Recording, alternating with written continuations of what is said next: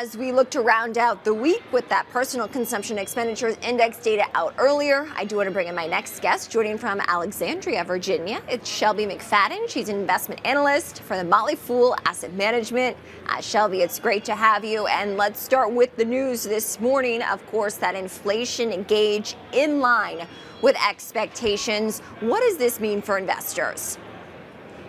I think it allows investors to sort of just exhale for a second. Waiting for this data was just trying to decide, okay, are we going to come in under, which might be a little bit of a miracle given the rest of the other indicators, or is it going to come in absolutely piping hot? And so seeing something in line, I think, allows the market to just take a breath.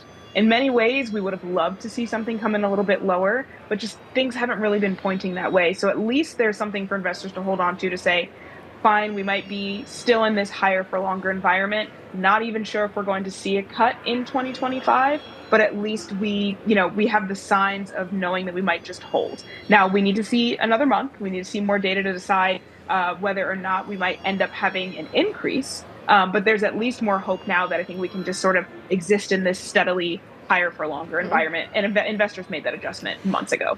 Shelby, how do you basically fit this particular report that we got this morning into the broader economic picture? We've seen robust signs about the economy, but we've also seen some reports lag of late, like retail sales, as well as consumer confidence and consumer sentiment.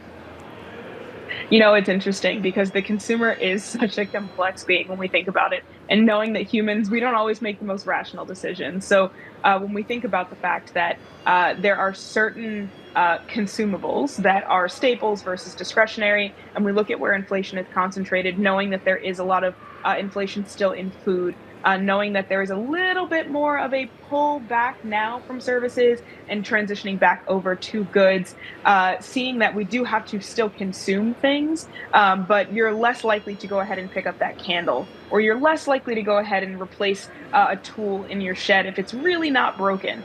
Those discretionary purchases really tend to be what drives retail outside of grocery.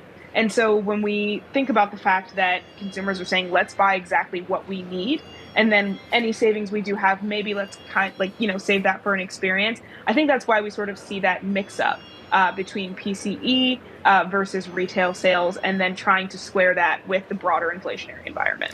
So we also want to talk tariffs, right? Because it was sort of a slow start in terms of what we saw from the Trump administration when it came to tariffs. They were not immediately enacted after the inauguration, as some had anticipated.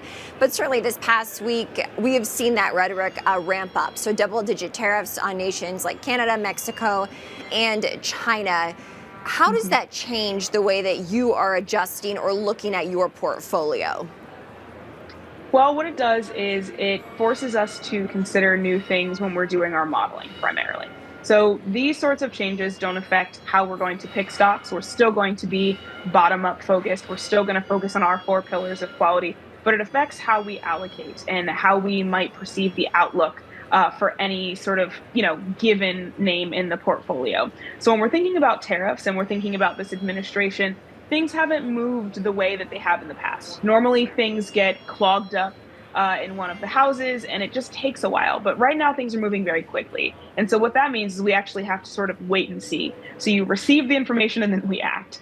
So we've had in our portfolio meetings taking a look at what might be the most exposed, but also in choosing some of the cream of the crop sort of in a given industry, we're already sort of pre-insulating ourselves to the best that we can. So we have to just sort of take it as it comes and then roll with it from there and make those portfolio allocation adjustments. But stock selection process stays the same. Shelby, very quickly, we have just about 30 seconds left. When it talks about stock selection, CRH, a NYSE listed company, is a stock within your selection. What can you tell us about that? What's really interesting about CRH is that being domiciled in Ireland, yes, but being the largest building materials provider in North America and in Europe, they have been very insulated from a lot of the changes that have come with the new administration because they are so infrastructure focused. United States has a really long runway to go with repair that needs to be done with roads, bridges, and buildings. And so they are in a great position. The IIJA looks to be protected. So it's something that we are very excited to own and potentially increase the exposure across our portfolios. Shelby McFaddin, investment analyst for Motley Asset Management. Shelby, it's great to have you. Thank you. Of course.